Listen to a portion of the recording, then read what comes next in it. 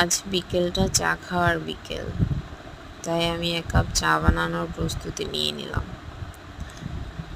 আমি এখানে কিছু আদা কুচি নিয়ে নিয়েছি, আর একটা তেজপাতা, আর 2টো এলাচ, সামান্য একটু দারচিনি নিয়ে নিয়েছি।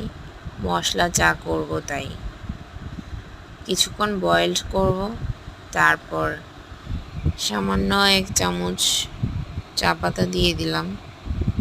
এটাও কিছুক্ষণ বয়েলড করব, বেশি বয়েলড করব না, বেশি বয়েলড করলে কড়া হয়ে যাবে। হালকা কড়া খাই, বেশি কড়া খেতে পারি না আমি। কিছুক্ষণ বয়েলড হওয়ার পর আমি এখানে চিনি দিয়ে দিচ্ছি, 2 চামচ চিনি দেব।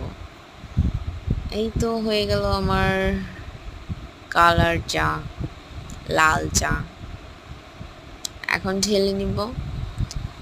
ঢেলে নিয়ে বসে বসে বিকেলের আকাশ দেখব আর 1 কাপ চা। অনেক সুন্দর কালার এসেছে, মাশাআল্লাহ।